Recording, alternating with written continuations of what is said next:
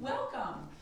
We do have some handouts, so we'll pass those out. Hopefully everybody has a few. The way the meeting will work this evening is this is a small group. We also have a larger community meeting for tomorrow night, but you've all been invited separately because you're on the streets that are actually the most impacted versus just the broader community who might drive or bicycle through this area. So we wanted to give you your own opportunity to have access to the project team and to make sure that we were able to address your concerns and get your questions answered, because sometimes when you're in a larger group, it's hard to get that specific. So that's why there's two meetings, tonight and tomorrow night. So is anyone aware of any one of their neighbors or family members that they were expecting here this evening? Okay, so we'll go ahead and get going. That might be running a bit late. You will be posting this PowerPoint at some point, yes, Mary? we will. We'll Grace? post it on Okay. the page. And we have a couple of folks. Yes. We've got George Roderick, he's your city manager. Probably all of you already know that. Mike Kajawagi, he is your public works director. We've got John Johnston, your fire marshal here, and you'll meet Dan Dickerson. He's with Giardelli and Associates. He's going to be the person out on the street, so you definitely want to get to know him. Mary Grace Houlihan, as you can see from our PowerPoint title slide, she is the new city engineer and the project manager for the project. So Mary Grace will be going through a PowerPoint, and she's got an agenda so you can see all the topics.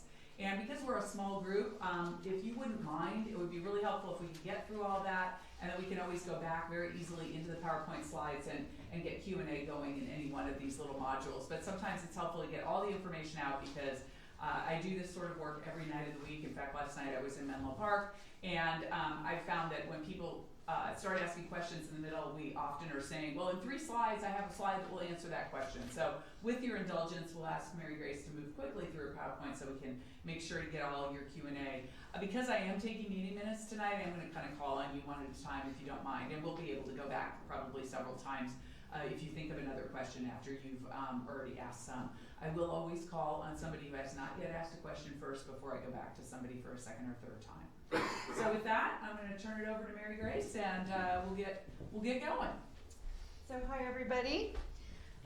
What I'm going to try and do tonight is give you a bit of an overview of the project, our agenda, talk about where the project is, the reasons we're doing this project, construction impacts for you all that I'm going to call around ground zero. So the folks, we're going to talk primarily to the folks that are on Marsh, back to Marsh, and going to be dealing with the brunt of construction traffic. Anticipated construction sequence, just kind of give you a brief overview, then talk about the traffic impacts and detours, where you can get information, who you can contact 24/7 during construction. So, where is this project? This project is on Marsh Road between Middlefield and Fair Oaks. It is the current open channel, and we are replacing that current open channel with a new open channel and a guardrail to help people using Marsh Road have a safer experience and hopefully not wander into the channel anymore. What's the reason for the project? Well, the current channel is hitting the end of its useful life. It's past it, really. It's already had a failure. It was built between the 40s and the 60s, and it's bound on one side by Marsh Road and on the other side by residential properties.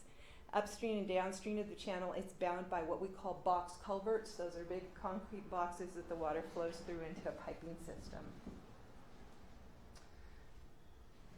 So the traffic public safety concerns, cars have fallen in to the channel. The current chain link fence that runs along the edge of it is not a crash barrier. It doesn't prevent folks who might be driving while distracted or what have you from veering into the channel. So we want to try and prevent that, because when that happens, it causes not only a problem for whoever's driving, but it does cause big traffic impacts along there as well. There was an emergency repair done in 2007. The side of the channel adjacent to the road has, so it's already failed once. And doing a planned reconstruction, even though it's a challenge to do, is less impactful than doing lots of emergency repairs. And the channel, it just continues to age and wear. It's a combination of rocks that are grouted and what have you, and it's just at the end of where it can complete its service safely. What's the new channel going to look like? Here in gray is what the existing channel is. So it's a combination of stones with mortar and what have you. The sides are a bit angular. The new channel is going to be more of a U, more of a rectangular type channel. And on the Marsh Road side, we will be holding the same edge as the current channel. So the edge of the road is not going to move. But the new wall, you can see, is going to have a traffic rated steel railing at the top. That railing is about 3.5 feet tall. On the inside, we're actually going to leave this stone piece in place and bury it. You won't see it anymore, but it's going to get buried during the construction, and there'll be some drainage put in here. So the volume of the channel will stay about the same, and it will be able to accommodate a new top on it in the future. The city moves forward with that type of a project, so bicycle lanes or something can go on top of it. And that later construction can be done in an easier way with precast panels and what have you, where it can go in a lot faster and smoother. So here's the big crux of what we're going to talk about tonight. Construction impacts for our businesses and residents that are on or adjacent to Marsh Road. I'm not going to tell you that this project is going to have no noise, no dirt, and not cause any inconvenience. It's construction. It causes inconvenience, it's dirty, and we are going to do everything we can to minimize the inconvenience and control the contractor to stay within the requirements of the plans and specifications and where he's supposed to stay. What is going to happen here? Traffic is going to get reduced from 2 lanes in each direction from Bay to Fair Oaks to 1 lane in each direction from Bay to Fair Oaks.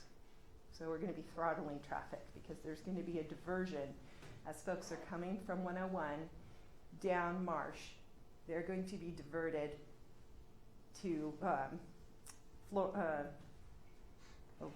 forgetting the name, Florence Street and Bay. So they will divert. The idea is to divert before they get there. We're working with Caltrans to have them put signage on the freeway that hopefully encourages folks to use Willow and Woodside, so they don't even get to Marsh. But we're hoping to disperse some of that traffic before it even gets there.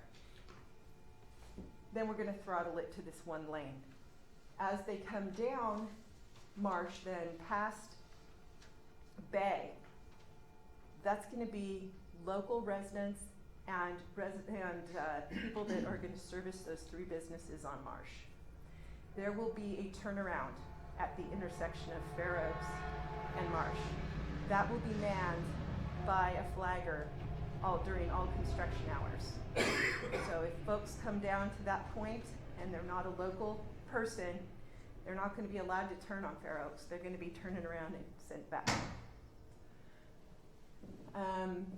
From Fair Oaks to Middlefield, there's going to be 1 lane of traffic going from Fair Oaks to Middlefield. That is going to be for the folks that live on Marsh Lane only. So they will have separate placards. They will be the only ones that can access that point during any of the construction hours.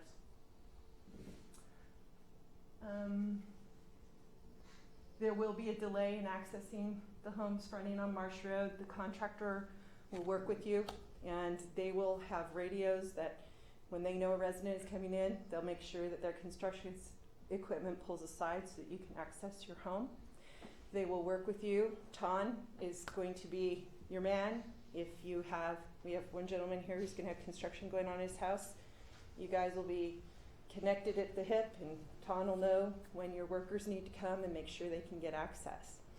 If you have deliveries from UPS or FedEx, any of that, they will be allowed to come through. Your visitors are allowed to come through and all that kind of fun stuff. There will be construction noise. We are demolishing a channel.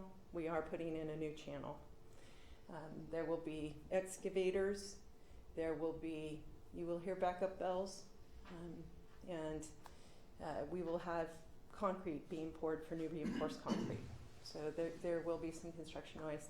There will be dust. The contractor is required to comply with a water pollution and prevention control plan.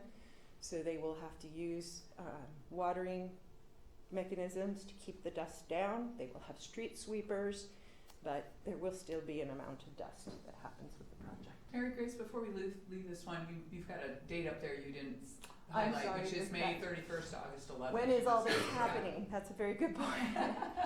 So we are looking at road closure starting on May 31st, and it will remain in place until August 11th. August 11th, it'll get pulled and two-way traffic will be allowed again. The contractor may still have a little bit of cleanup work to do, but their work will be able to be done with traffic control that allows two-way traffic in that direction. Since we're talking about hours of the week, days The of the hours, week, hours of the Monday construction. through Friday, 8 a.m. to 8 p.m., and Saturdays, 8 a.m. to 5 p.m. We are allowing them to have long construction days so that we can get them in and out faster. They will also have multiple crews working along that stretch. The stretch is about 1,800 feet long, so you'll have multiple operations that are happening at the same time.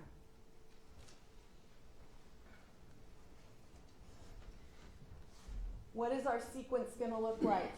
They're going to do what we call mobilizing, which means they're going to start moving equipment on and establish the traffic control in the detour. That's going to happen first. You'll see signage going up that's going to be what we call bagged. It'll be covered about 10 days in advance of the May 31st date.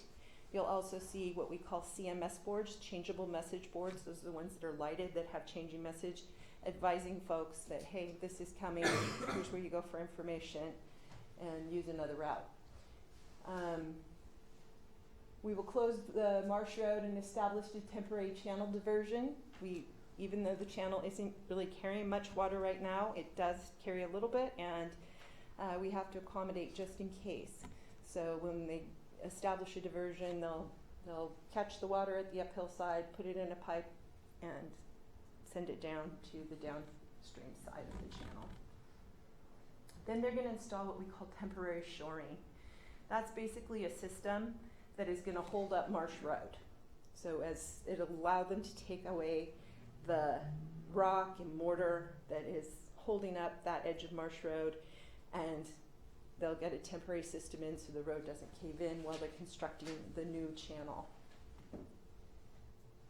Then they're going to demolish the existing facility. So they're going to take out the whole concrete channel, the bottom and the full side adjacent to Marsh Road. And I mentioned earlier, the side that is against the residential, that'll get buried. That's basically going to be the shoring that holds that up until the ultimate channel is in place. We're going to construct a new channel and then reopen Marsh Road. Then we'll have a project closeout where we do what we call a punch list, make sure all the things are done to the compliance as required in the plans and specifications, and the contractor will remove all their equipment and go on to their next piece of work. Oh, apologies, this was old. May 31st is the correct date to August 11th, and so we'll be closed to through traffic. It'll be signed and closed to through traffic for the whole duration. Now, between 8 p.m. and 8 a.m. and on Sundays, if someone wanted to, they could technically drive straight through and get all the way through in one direction. It'll be a narrow lane, it'll be signed, but they could technically get through. When the contractor is there, the flagger will be at the intersection of Fair Oaks and Marsh and will be controlling those turnarounds at that point. So Yes. just to be clear, very good, so after construction hours at 8 p.m. And 5 p.m. on Saturdays, Marsh Road technically is open from the freeway all the way to Middlefield in one direction. Yes. That's the project. That is correct. In one direction. In one direction. It will be closed the entire duration from Middlefield going north to Fair Oaks. So, It's technically open to the local residents. well, it's open to left, that's what the signage and what have you says, but if someone really wanted to drive straight through, they technically could, and it would be safe. The lane will be wide enough and what have you.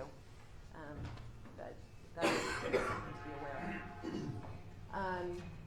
The contractor is going to maintain ingress and egress for our local residents at all times, and I'll talk about some of the things they're going to do for that in a second. Our construction work hours again are the 8 a.m. to 5 p.m. Monday through Friday, and 8 a.m. to 5 p.m. on Saturday. No work on Sundays, no work on holidays.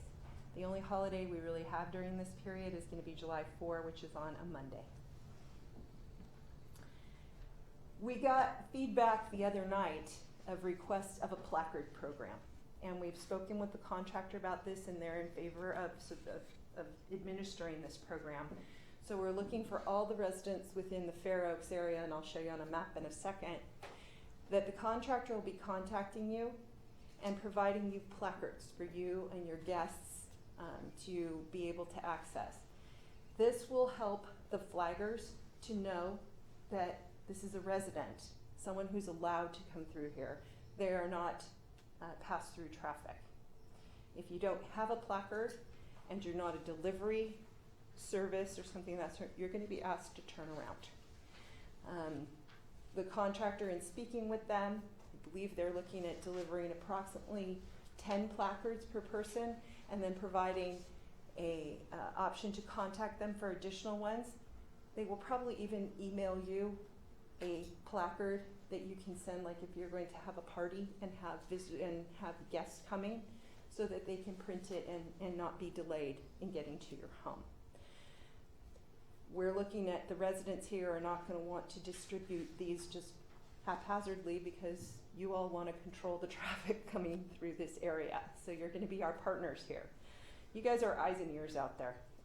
You live it. We know that.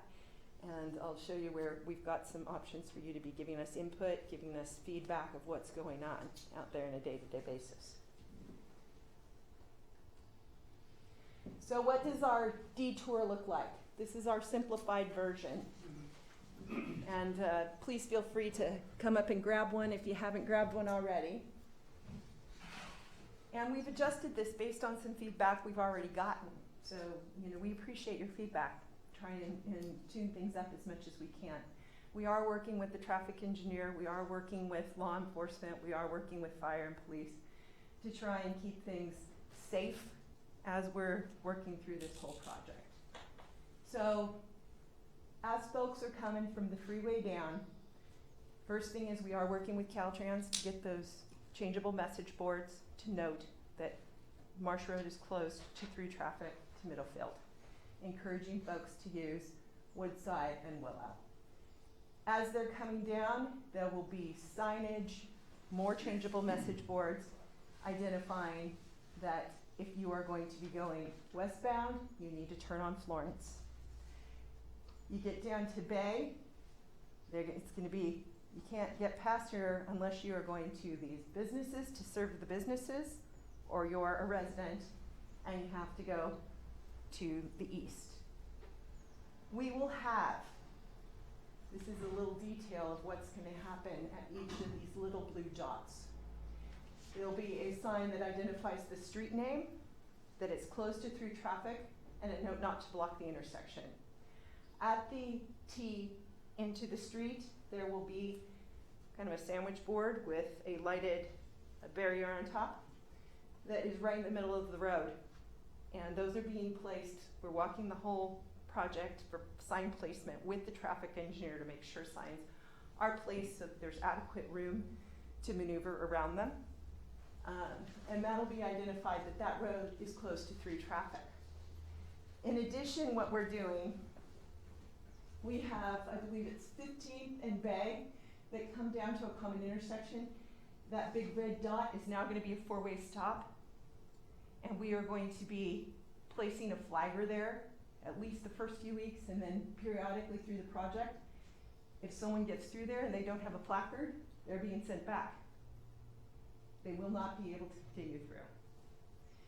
Same thing, there will be a flagger at the intersection of Fair Oaks and Marsh the entire project. Every minute the contractor's out there, there will be a flagger out there.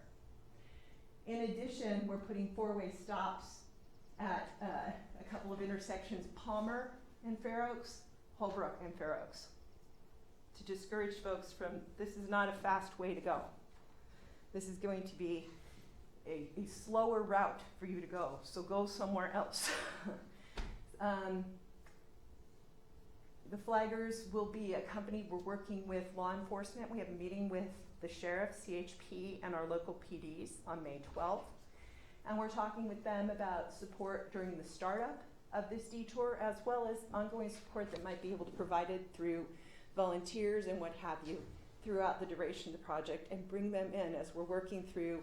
For example, if flaggers are experiencing that we've got a series of belligerent drivers that aren't respecting them, then the law enforcement will be there to assist us and enforce. That is a ticketable offense if you are not respecting a flagger and which direction they're telling you to go. We will have also a series of these blue road closed to through traffic will be littered through this whole area to just keep reminding folks, this is not your through route. And then in addition, we were looking at how to get pedestrians and bicycles safely across, because Middlefield is going to be busy. With no left turn onto Marsh, that signal is going to allow through traffic to keep moving more constantly along there. And we've identified with the yellow dots, those are our signalized intersections, which will still work to allow pedestrians and bicycles to cross. We also have here at Fair Oaks and Middlefield a bike path that crosses at that point. And so we will have a flagger there during critical times, during commute times and when schools are coming in and out and what have you, and we'll be monitoring that for how often we need to have the flagger there to assist folks to get across Middlefield. In addition to all of this, we are taking traffic counts throughout this whole area on all these various residential streets that could be used as a potential bypass and what have you. So we can kind of establish a baseline. And then we will take a follow-up amount of traffic counts about a week after the detour's put in place, so that we can see, are people really going where we wanted them to go? And if we notice that they're going routes we really didn't want them to go, then we'll look at additional measures going in. We're already working with the traffic engineer to identify additional options or additional stop signs, additional deterrents to keep them from going those routes, to make them slower for them. And those will be implemented as we see what the traffic counts come out to be. So we've got roads closed to through traffic signage. We've got stop signs that are getting put in. We've got lane delineators and narrowing of lanes, so that we're bringing those 2 lanes on Marsh down to 1 in each direction. We'll have flaggers. We're working with law enforcement. We're coordinating with Caltrans for the use of highway message boards. We're doing the traffic counts.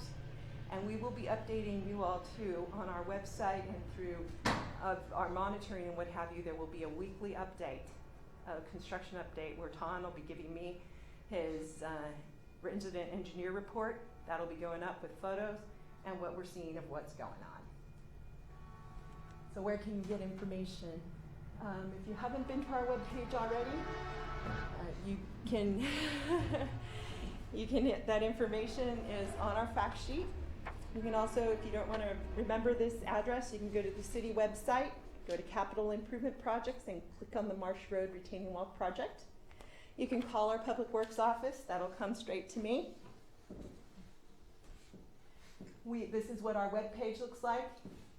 You can go to this 24/7, hit this button, and send us, hey, things are going great. We're really happy. We always love those messages. You can tell us, hey, this is what we're seeing is not working so hot. Hey, contractors got this going on. We need some help here. That will send an email directly to Ton and to me. It's real important that Ton get info because he's on this all the time. Ghirardelli Associates, who do not make chocolate, unfortunately. It's a real bummer. They are going to be on the site handling our construction management, and they will have folks every minute the contractor has construction going on out there. So they will be the most up to date on every minute of what's going on. I'll give you examples. So I've had where folks will call and they go, oh my gosh, we have a huge traffic jam going on this. It must be the construction.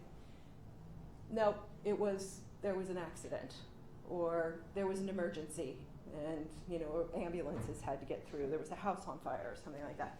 Todd will know all that information because he's going to have that direct link to what's happening, and we'll be able to get that information back out to you.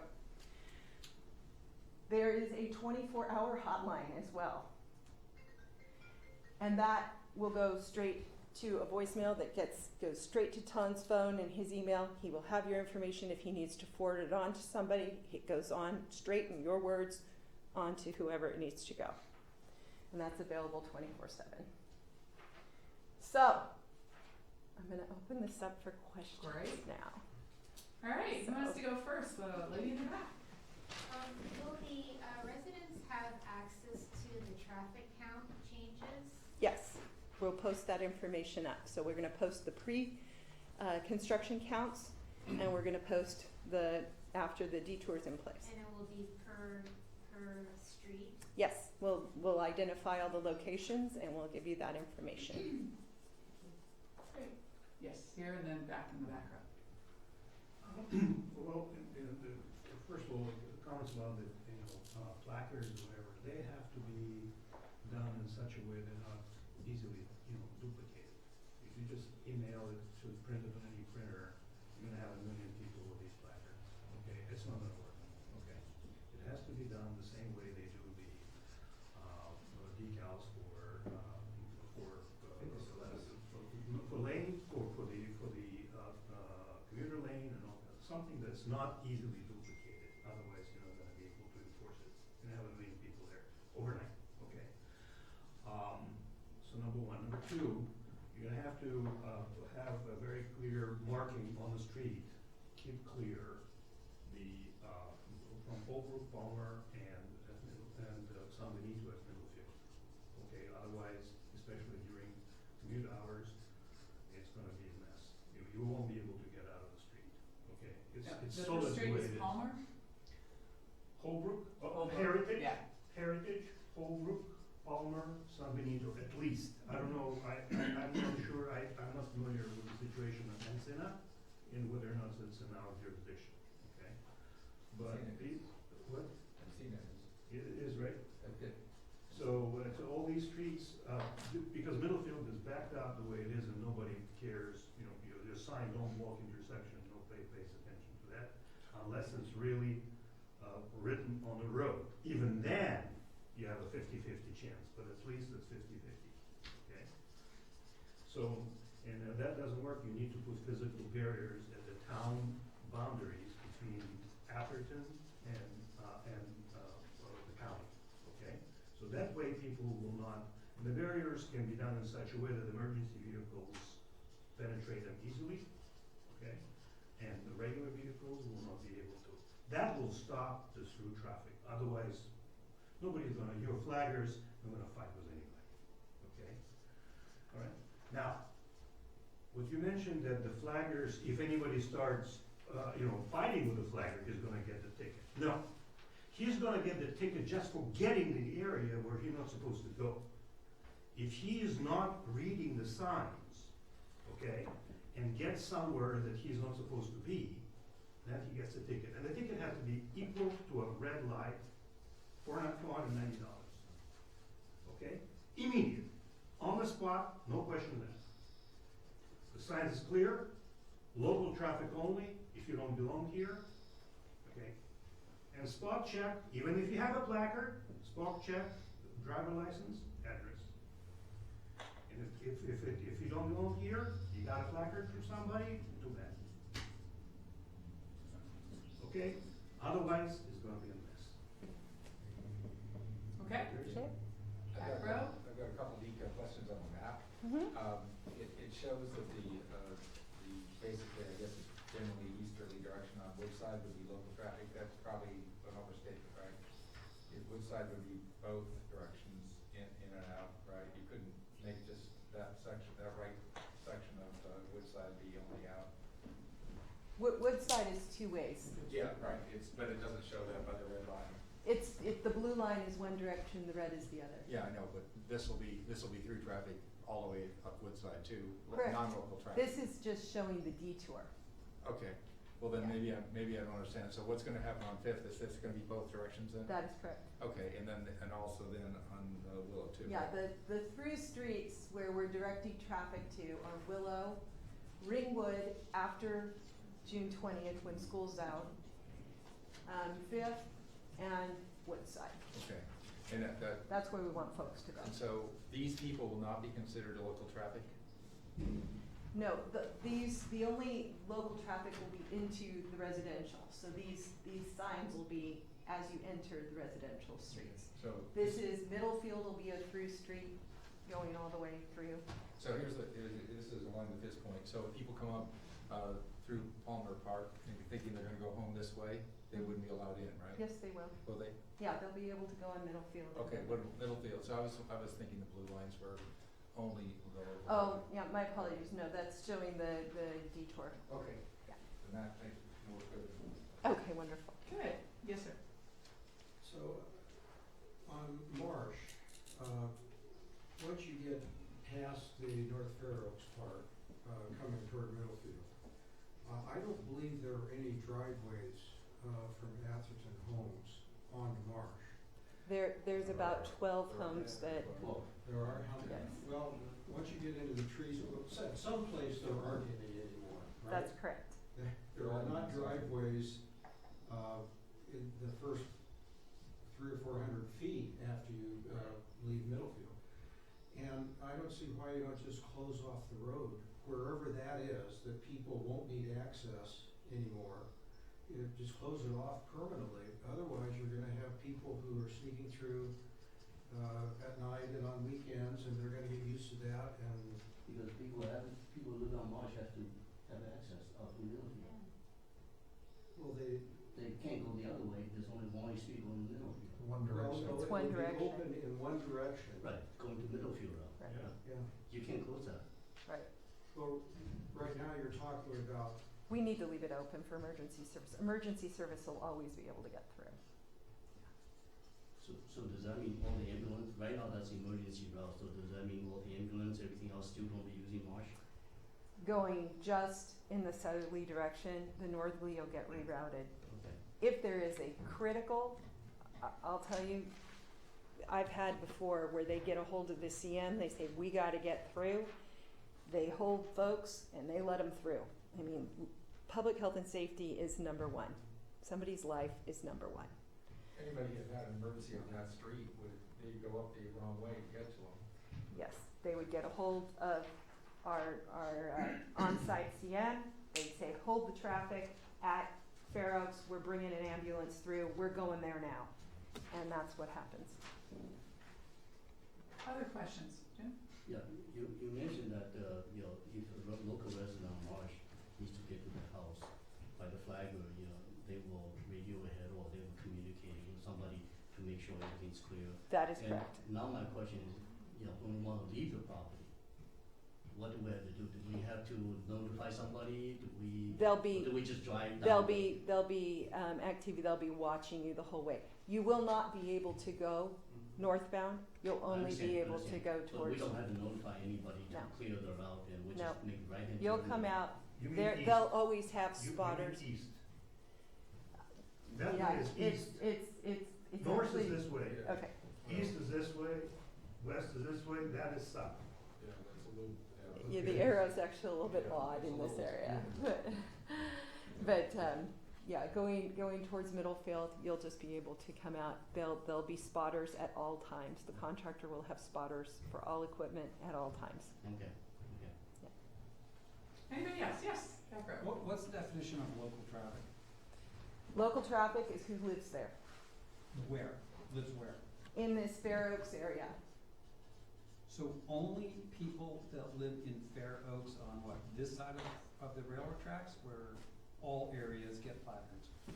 It's gonna be divided by the railroad tracks. There is nothing crossing the railroad tracks in that area, so, from the railroad tracks down to, over to Marsh, Fifth, and down to Middlefield that's the area that can access in through there. What are you going to do to put a metric around unacceptable traffic levels on the local streets? I live on Holbrook, and quite honestly, I don't buy into what you're talking about for traffic mitigation for our street. Mm-hmm. So what are you gonna do to measure that traffic, and what metric is being used to decide on excessive traffic? So we will be taking a baseline of what's going through there now. And that's gonna happen before the construction happens. Before any detour goes into place, we're gonna have the baseline counts. Then a week after the detour's in place, we're going to take counts again. And then we'll compare the two to see, have the counts significantly increased or not. And that's what we're going to be looking at. So as those counts come in, Mm-hmm. I suspect, I have no data to support this, but I suspect that as people start learning that there are ways to get through because nothing is being monitored after 8 p.m., the initial traffic counts are going to be irrelevant to what happens, say, 30 or 45 days out. What are you going to do to minimize After 8 that? p.m., they could go straight through. Why would you go through the You just said it residential? was one way. It's one way going this direction. So what about the other way? Where are they Going the other way? We'll Yeah. be monitoring to see how But it's you going. just said it was one traffic count after the construction. We're gonna be starts. doing a 24, we're not saying that we will only do one count, we're gonna monitor and see how it goes. If we're seeing that there's issues, we'll do another set of counts. Okay, and what constitutes an excessive amount of traffic after those counts are done based on the baseline? An exact number of that, I have to see what the baseline's gonna be, and then we'll work with the traffic Let's say the engineer. baseline's 50, what's it gonna be? Whether it's gonna be in excess of another 20%, then, Mary Grace, the message is that you haven't thought it through. What I'm trying to we get here have is, thought. Wait, one at a time, please. This gentleman has the floor. what I'm trying to get here at is these types of details are gonna make or break this plan. As Zola said, if you don't have placards that are not duplicated or easy to duplicate, if you don't have some baseline that we understand as to what your expectations are for excessive traffic versus what ours is, there's gonna be a lot of screaming and yelling going on in the future that we can try to avoid by getting answers to these questions now. So we'll work with the traffic engineer and we'll provide you a response to that before the construction starts. Well, let's get an idea. What do you think would be an appropriate one, so we can give the staff some target that they understand would be I'm acceptable? gonna give you a biased answer. Holbrook Okay. Lane is a cut-through street. Mm-hmm. Forget the construction zone Right. that you're talking about. On a good day, we have commercial traffic, we have speeders, we have people doing crazy-ass things on our street because they don't wanna wait at the light at Marsh and Middlefield. Those same people are going to be speeding down Holbrook Lane during this construction period because they'll learn they can. And that's just gonna compound what we already have. To answer your question, we're looking for ways to reduce traffic on Holbrook on a good day. This isn't helping us. Okay, so when I'm hearing you say that you don't have a number, 5%, 0%, you would rather have it go down? I just It wanna make has to sure. go down, not Would up. like it to go down. Yeah. Okay. And I think the lady in the back had her hand up. Yes. That said, we have not seen, any police, officers on, at Holbrook and Middlefield, monitoring the no right-hand turn in the morning between 7 and 9. We haven't had that for a while, and that's when we get most of the cut-through traffic. And I would like to know where these guys are, and I'd like the count to be after the police officers have been there about a week, so the regular cut-through people know they can't turn right on, off of Holbrook onto Middlefield. It's, that provision has been abandoned. The decision of the council It's a really a has big been deal, abandoned. you know, I have children, 3 boys, I have 3 schools to get to in the morning, you know, one kid walks, I can't have We, this highway Holbrook happening. to further support, that, we already know what the traffic conditions can be like on Holbrook, based on some of the photos or some of the, examples that you've provided with traffic in the channel blocking the during the extraction of those vehicles, Holbrook becomes the detour route for that traffic. Albeit, there's no signs up, etc. But it is gridlock. These people are crazy when they come down that street, because what's most important to everyone is saving 10 seconds Right. for getting to their final destination as planned and not having to turn around and go somewhere else. You guys are living a fantasy that it's going to work. It's not. If you have a cop on each corner monitoring this traffic, it has a chance of working. But I'm not hearing anybody suggesting there's going to be good coverage. People who could actually affect the traffic by handing out tickets, and that's why I'm concerned about this plan. So you cannot handle even a simple no right turn sign for 2 hours a day. All right, before we go around again, I did want to get a show of hands just on how people heard about this meeting, because we have about 11 people here from the public, and I'm just wondering, how did you hear about the meeting? Was it because the meeting notice that came to your home? Yes. How many of you, and you can vote more than once, because I'm from Chicago, I believe in that. Okay.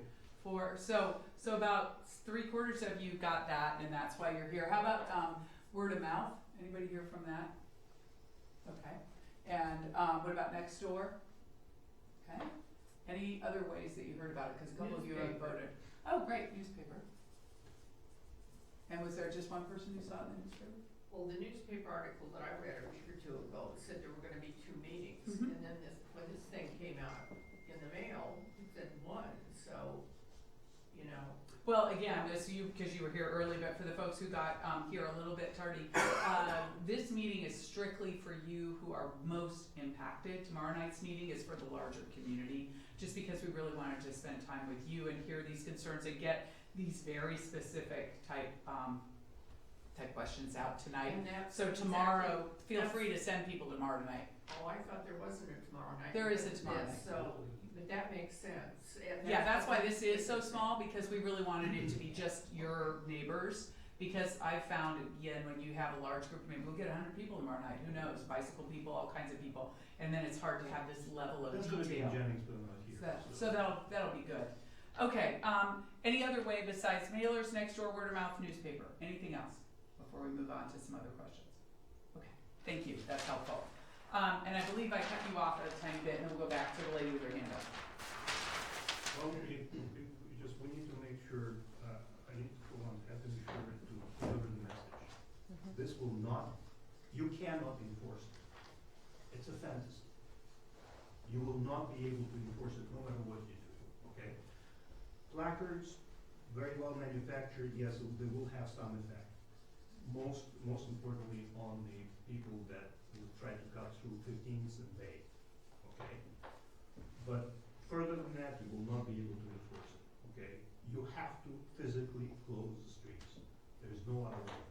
Your police officers themselves will come, beg you, do it, because they will be overwhelmed in about 10 minutes. Guaranteed, okay? They cannot do this.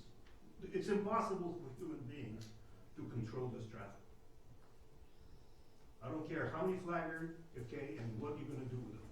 It's impossible.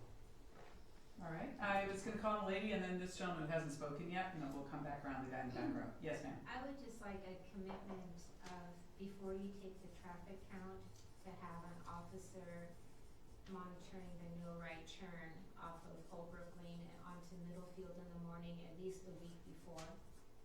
I'm meeting with the PD, CHP, and Sheriff on May 12th, and I will take that comment to them and we'll discuss it. So that way we'll have a more accurate count of what should be Holbrook Lane traffic. I hear you. Thank you. Okay, and then I promised the gentleman in white. This is just a comment. Do you guys have some ideas how to close that Holbrook off so you don't have this We've And the made the second- suggestions. Okay, you should do that, and then the second thing is, are you gonna have the traffic engineer should be aware of this concern, which is a very valid concern? Are they gonna be at the big meeting tomorrow, or at what point, are they gonna be coming in? Well, We- the point is no longer a meeting. This has been discussed for half a year or more. If the traffic engineer is competent, they know how to do it. They're not gonna make a decision tomorrow. But they should be aware of your They, concern. it's You don't more need than to- aware. A good engineer knows how to do it with his eyes closed. If the I'm on engineer your is side. not competent, okay, then it's not gonna be, a decision cannot be made tomorrow. It has to be a very well thought through engineering plan that we've just spoken for about half a year now. And they need input, and I'm on your side. No, it's, Okay. they already have the input. All right, now we're devolving, and I saw Engineer. somebody with the hand up. So there was a question, so let's get the answer, and then I'll move to the gentleman in the back row. There's two questions that you need to answer, Mary Grace. The question is, does the traffic engineer have these neighborhood suggestions? And will that person be at the meeting tomorrow night? And I understand your concern, nobody's making a decision tomorrow night. There's two questions on the floor. The engineer has been made aware of the concerns. Okay, And and we is that have- person in attendance We tomorrow are, night? we are not gonna be having the technical team there. We will be taking feedback back to the technical team and responding to the public and posting the responses. Okay, great. And then the gentleman in the back. Yeah, just a couple of comments, and I live on Encino, which is technically the last street, and at Yes. least half of it is anyway. The traffic that is more likely to come in, I think, would be off of Fifth Street, and there's no signage that planned off Fifth Street onto Edison. Edison is the back doors through there, so you might want to think about that. The density in Seventh, Eighth, and Ninth Streets is a lot higher, so there'll be a lot of them were in and out there. Edison is a normal place for people to go down Edison, and they go straight across to all the areas where the signage will be. So either they'll get halfway into the neighborhood and then get turned around, or more likely is they'll just go through. So that end is not covered, so it might want to be something to consider. Also, Park is another place where people come through. Great. So I've seen that, I agree that the Palmer and Holbrook issue is an ongoing issue every day of the week. Whenever there's an issue with school, and everybody starts to back up, Palmer and Holbrook just automatically get shot straight up, so that would be very difficult to control. Police car there every day, it will be helpful, but probably not stop it. If it gets bad enough, people will go the other way just because they don't want us to get stuck in the traffic. So that's the other thing, is if it gets known that it's a bad way to go, right now it's a shortcut. If it's not a shortcut, then it's not used. Right. Good point. All right, other questions? So we've got some new people yet. Anybody who has not yet spoken, have any questions before we go back? Because we're now getting people for like the third time. We're gonna go with Jim, he spoke before, but we'll take you and we'll go to the back row. Yeah, And I we'll think take the definition of local decal, you say to Fifth Avenue, is too broad. Reason being because you are trying to encourage people to use the Florence to Fifth. So the people, I think you should stop at Atherton boundary, which I think is Tarp or Encino, whatever that is. That line will be the decal people. You want to encourage people on the other side to use Fifth to go to Florence. By giving them decal, you're actually encouraging them to go down Marsh and go the other way. I think you should just cut off at the boundary of the Atherton line. Those are the decal people versus the Fifth, the other side, the Fifth Street people should use Fifth to get to their location. Okay, back row? There's no indications on here about signage on El Camino. Why is that? There's a lot of traffic that comes off of El Camino onto Fair Oaks that then turns onto Middlefield and onto Marsh. And onto Holbrook, obviously. And I'm trying to understand why you're not talking about that El Camino traffic as part of this plan. Yeah. Mary Grace? We'll take that comment in. I'll talk with the There's a significant amount. traffic team about that. Do you see the route? I do understand what you're talking about. Yep. Fair Oaks Lane, not that. I understand what you're saying. Okay, sir? Oh, did you have a follow-up? Yeah, one last Sorry. question. Who are the final decision makers on affecting change to this existing plan? We're working with the technical team, and we're working with the city.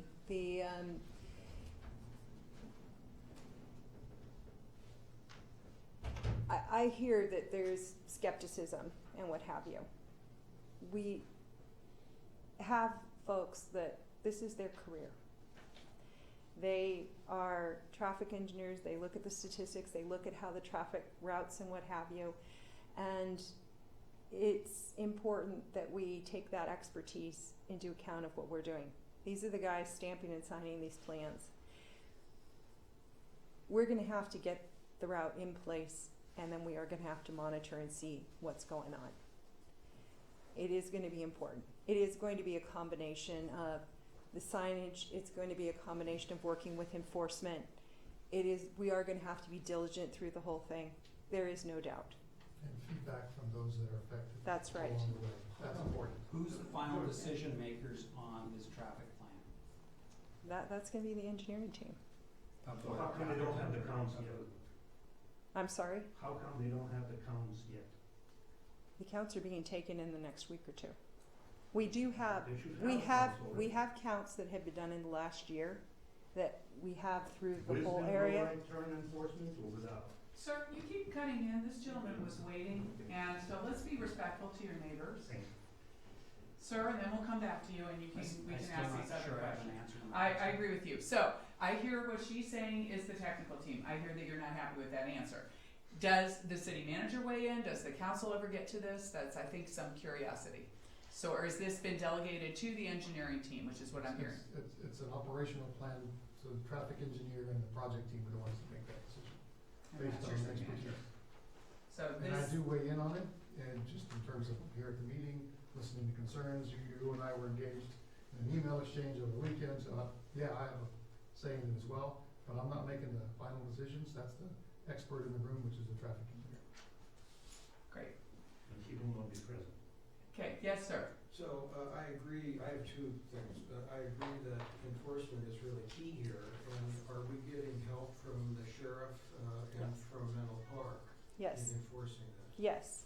We've spoken with Redwood City, with Menlo Park, with the sheriff, and with CHP, and with Atherton PD. They are all very supportive. We are meeting with them on May 12th to further go through the plan and make sure that all resources are being implemented to assist. So they are very supportive of the whole plan. They were at the North Fair Oaks meeting. We had the sheriff and CHP were present and supportive of that the other night as well.